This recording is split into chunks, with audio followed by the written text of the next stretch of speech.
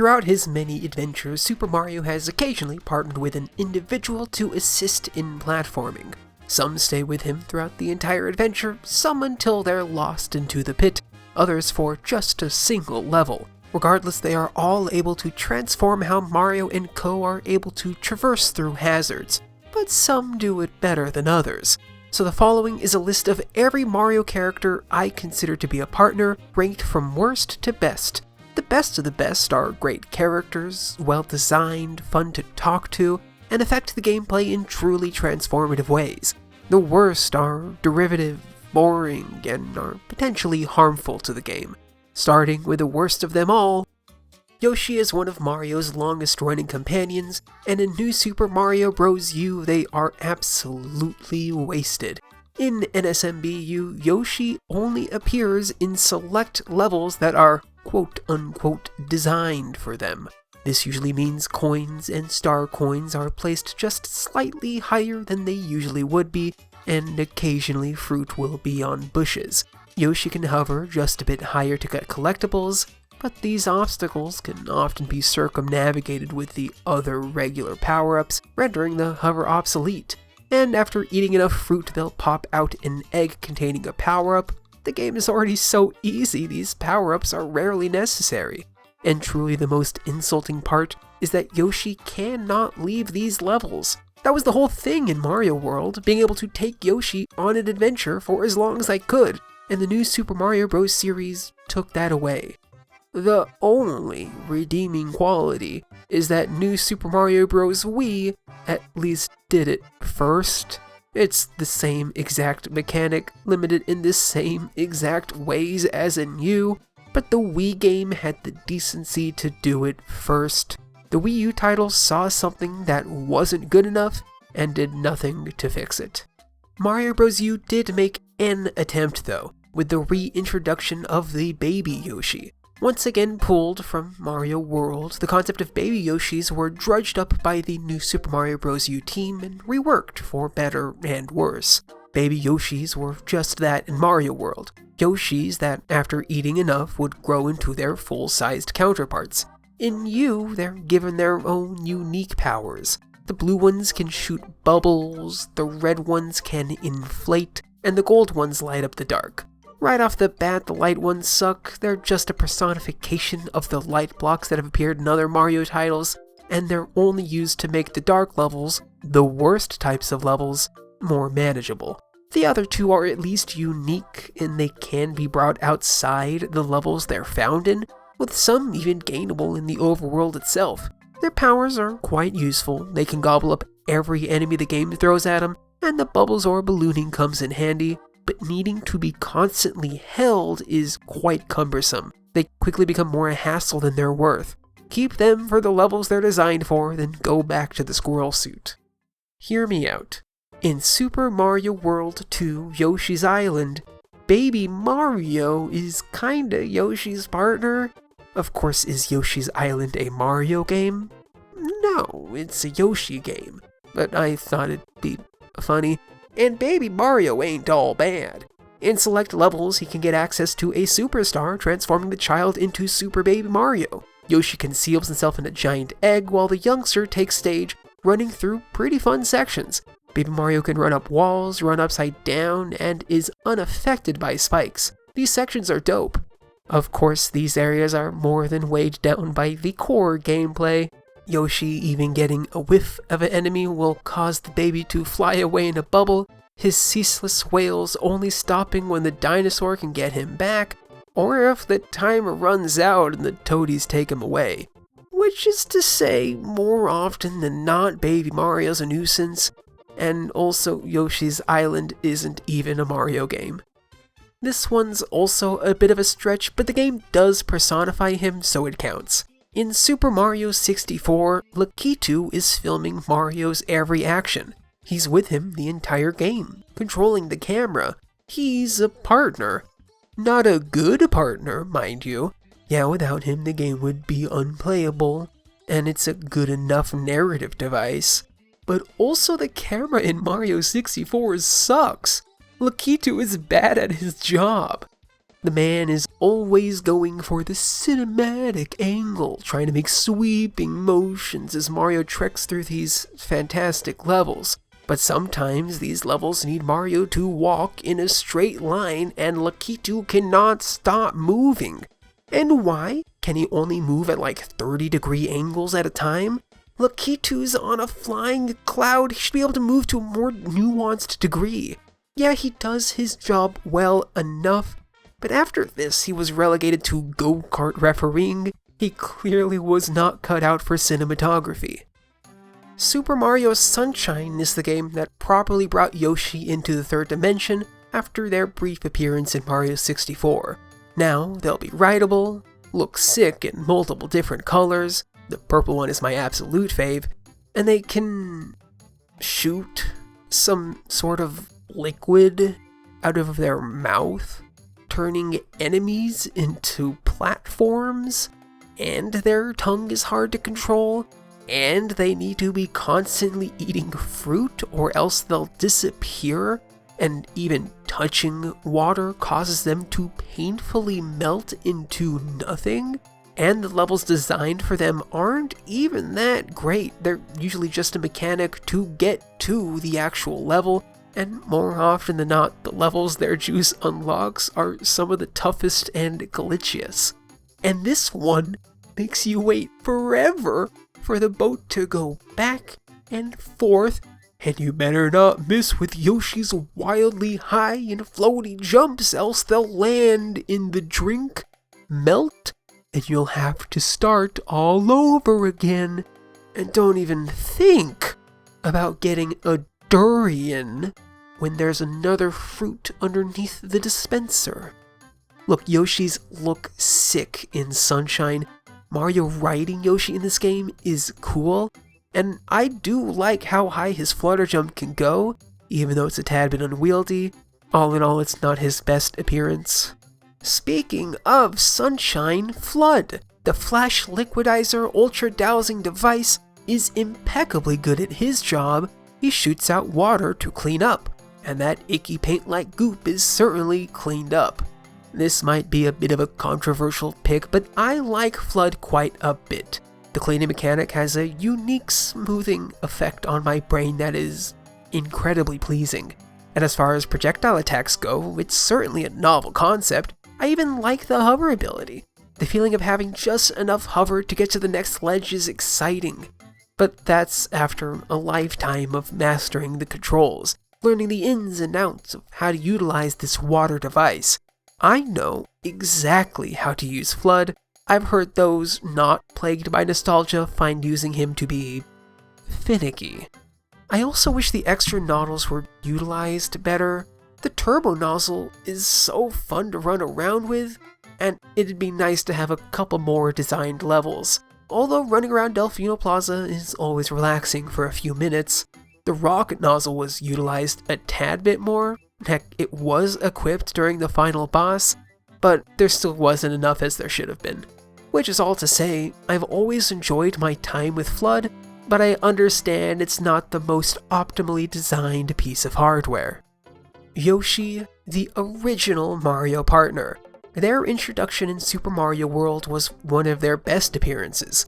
Sure, they're technically more of an item than a partner, but they're integrated enough into the narrative and gameplay to count. The game opens with Mario reading a note left in their house. Yoshi's friends have been captured and they went off to rescue them. And in level 1-2 we find Yoshi themselves having been trapped in an egg by King Bowser. Of course there are multiple Yoshis throughout the game, and more are rescued after each Koopaling fight, but Yoshi's power set adds so much to an already great platformer. The extra hit is already useful, but Yoshi is also so much stronger than the plumber. Keeping them along throughout as many levels as possible is always a worthy challenge, at least until it's time to sacrifice them to give Mario a little bit more airtime. Plus, by eating a Koopa shell, they can either spit fireballs, yum, stomp, or fly, and the colored Yoshis can do it regardless of what shell they've got. And in the end, it would be wildly disrespectful to put the original Yoshi any lower. The sheer amount of times this good dinosaur was sacrificed to the pit to save Mario is staggering. Plus, that one time where doing so is required to get the secret exit. Shout out to all the Yoshis lost along the way. You were the real ones. On the surface, Prince Florian is kinda just a little guy. And who doesn't love a little guy? He hides in the player character's cap and occasionally comments on the adventure. His real selling point is his ability to wield badges. Badges can twist the traditional Mario Wonder gameplay on its head. Well, not as much as Wonder Flowers, but still. The most useful badge lets Mario and Co. glide in the air after jumping, another lets the crew swim like a dolphin, or run super fast, or do neat vertical wall jumps, or crouch jump, or be invisible, or to turn all the sound effects into ones recorded by just some dude. But therein lies the main problem. Most of these abilities were ones various Mario characters have innately had in previous games. Things like jumping really high, or hovering a little bit, or the Mario Bros. 2 crouch jump are all now locked behind a badge, and Florian can only wield a single one at a time, and it's a bit of a bummer that these characters have all been boiled down in the process. Also, by locking these power-ups behind badges, it means none of the main levels require utilizing these cool mechanics, which does not discount the really cool badges, and especially the levels designed around them. It's amazing running a meter off of a platform and then jumping to get to the next, and the vine grapple hook is incredible to use. The weirdest part is, according to the anime, I guess this worm-looking guy is gonna turn into a human and marry Peach? Weird they didn't include that in the game. After their middling performance in Sunshine, many were disappointed that Yoshi's only appearance in Super Mario Galaxy was a wooden textured planetoid with a bunch of Goombas on it, which made it all the more exciting when not only did they return for real in Galaxy 2, but they absolutely ruled. Yoshi can hop and hover and eat a whole host of enemies, but certain enemies can be spit out at other targets. Take that, Lakitu. They also swing around on flower targets, making for some incredible platforming. And that's before their new powers. By eating certain fruits, they can either blow up into a balloon, taking Mario or Luigi to new heights, glow up, revealing hidden platforms for a limited time, or the absolute best, run incredibly fast. It's basically what I was asking for with Flood's turbo nozzle, incredibly fun levels to dash around in. The only downside is, like with all of Nintendo's best level elements, Yoshi only appears in a few levels, leaving me wanting more. Since his introduction as Shadow Mario in Sunshine, Bowser Jr. has always been Mario's rival, and a bit of a stinker. But more than that, he's been Bowser's good boy. So when he goofed up a bit too much and turned Bowser into a big goop mess, the good boyness took over. In Bowser's Fury, Bowser Jr. and Mario team up to degunkify the big bad, and his status as a partner is actually quite interesting. The player has the option to have Jr. be more or less active during their adventure together. During his more active modes, he will occasionally help the plumber by fighting off nearby enemies, and regardless of the mode, he's able to paint in certain spots in the world with his brush, revealing coins or power-ups inside. And he can be controlled by an actual second player. His moveset is less intensive than Mario's, but a younger player could presumably have fun controlling Jr. in his clown copter, swatting at baddies and painting in spots to help their older companion in the main seat, which is neat. But he didn't lose his little stinker card either. Whenever Mario does get hit, Jr. can be found laughing at the plumber. It was also just a joy seeing his childlike paintings in the game in credits, and it was really cute seeing him keep Bowser from attacking Mario on sight. He might be a stinker, but he's a darn good kid. The thing with all the partners so far is that none of them truly change how the game is played. Well, except Flood, but he came with some caveats. And the truly best Mario partners actually change how the game is at a core level, that taking them away would intrinsically alter the game for the worse. Luma from Super Mario Galaxy 2 does exactly this. After meeting Mario in the fields of Mushroom Kingdom, Luma grants Mario the ability to spin in the air, and the spin is Mario Galaxy. It's the main way he attacks. It's his invaluable form of platforming. Need to get slightly higher, slightly further, break a block, get through some Goombas, fly through a launch star. It's all spin. It's all the baby Luma. Without it, the Mario Galaxy series would be nothing that it is today. Of course, Luma isn't characterized all that much. Mario learns early on he's a prince, and during the reunion with Rosalina, the Luma steals Mario's hat as he flies away with it. But the characterization doesn't matter so much when Luma being there at all is what makes the game as a whole. And of course, all of that can be said about the original Mario Galaxy as well, with one big difference. At the end of Galaxy 2, when the Luma stole Mario's hat, I found that fairly humorous.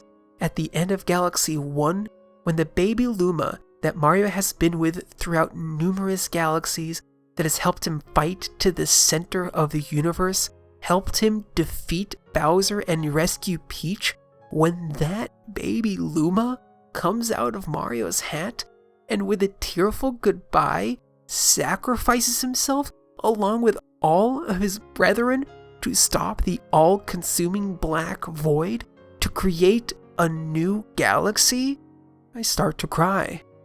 This Luma is just as important to the gameplay, but his narrative impact is vastly more impressive.